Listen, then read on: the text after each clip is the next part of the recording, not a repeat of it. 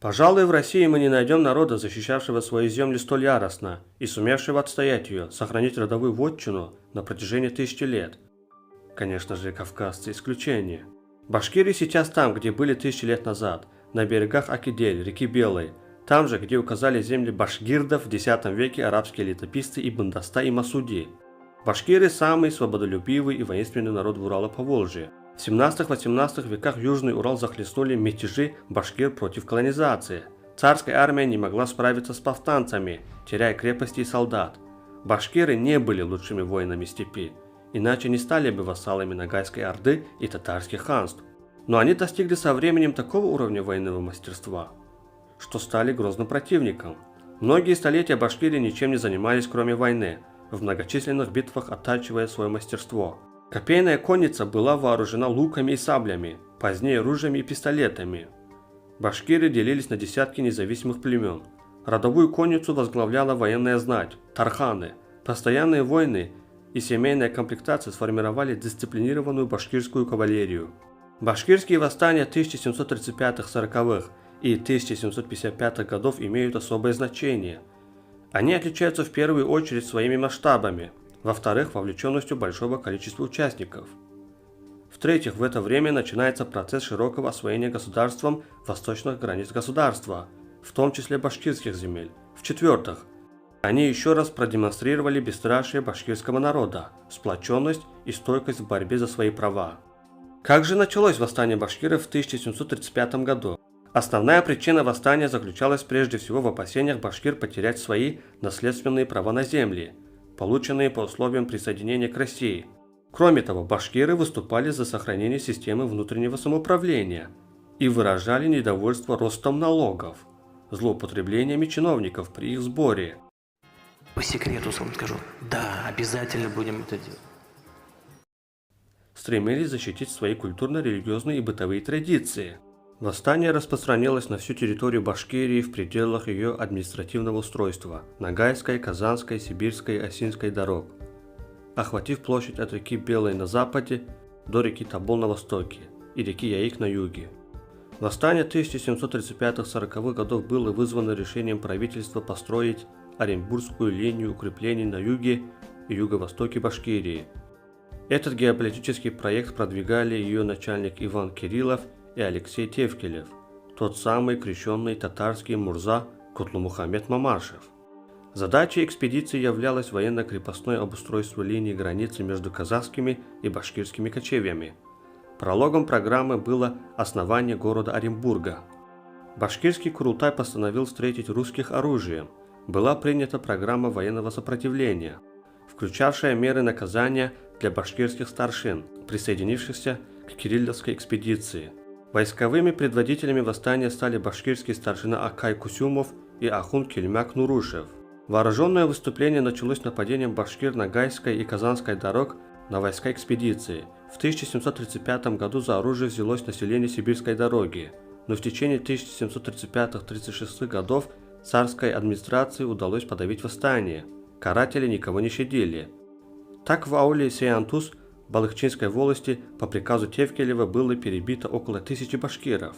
Когда наступило некоторое затишье, власти потребовали, чтобы все участники восстания принесли повинную и уплатили штрафную лошадь. Само собой, это привело к возобновлению восстания в 1737 году. На этот раз во главе его стоял Бепеня Троппердин. Новая вспышка восстания была подавлена только в 1938 году. Бепеня был пойман и, конечно же, казнен. Перепись башкирского населения, начатая в 1739 году, послужила поводом к третьему выступлению башкир. Перепись воспринималась как средство обложения новыми налогами. Оказавшись без предводителя, одна группа башкир во главе с Юлдаш Муллой в поисках нового покровителя обратилась за поддержкой к джунгарам. Другие башкиры ориентировались на союз с казахами, но младшие и средние жузы отказали повстанцам в помощи. Оказалось, что царская администрация пригласила казахских феодалов в Башкирию на расправу с повстанцами, и казахи вступили в Башкирию. Однако характер этого вторжения оказался различным. Так казахский султан Шахмамед напал на башкир, но потерпел поражение. Но следом за ним в Башкирию вошло войско самого Абулхайр-хана.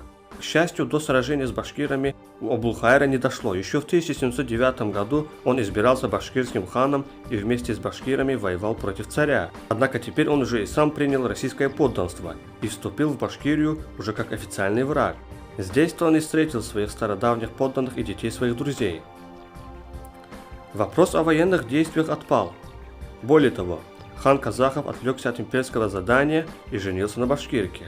Ханская свадьба, само собой, исключала войну.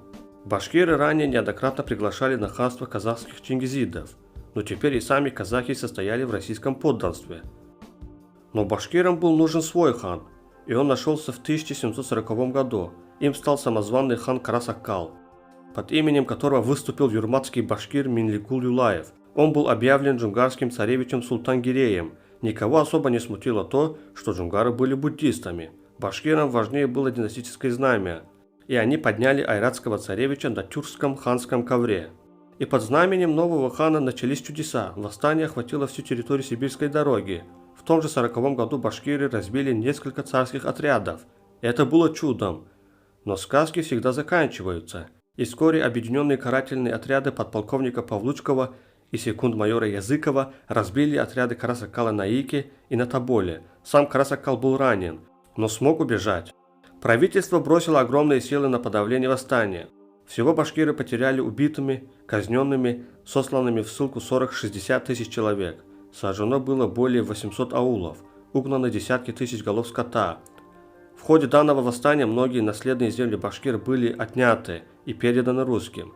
Кроме самих повстанцев были переселены внутрь России жены и дети повстанцев. Гнев российских властей обрушился на мусульманскую веру, в которой они справедливо увидели духовную опору сопротивления башкир. Указом от 1742 года было санкционировано уничтожение всех мечетей на территории Казанской губернии. Одновременно налагался запрет на строительство новых мечетей. Только в Казанском уезде из 536 мечетей было уничтожено 418. Многие из захваченных в плен участников, а также их дети и жены, были крещены и отданы русскими в крепостные. Непокорных опять казнили. И как всегда при наибольшем сжатии наблюдается и наивысшая сила отдачи пружины. Религиозная пружина сжималась до 1755 года, а когда она стала распрямляться, то новое восстание началось как религиозная война. Восстание 1755 года возглавил мулла Абдулла Алеев, выступивший под именем Батырша, смелый шах. Он призвал к созданию мусульманского государства. Восстание, стихийно начатое башкирами Бурзянской волости, было довольно быстро подавлено, а сам Батырша погиб в тюрьме. До 50 тысяч башкир бежали за Яик, к казахам. Братская близость башкир и казахов, их взаимная заинтересованность в вольном кочевании, казалось бы, предполагала их союз. Но оренбургский губернатор Иван Нюплеев предложил казахам выдать ему башкирских бунтовщиков, а их жен и имущество оставить себе. Этим предложением некоторые казахи воспользовались.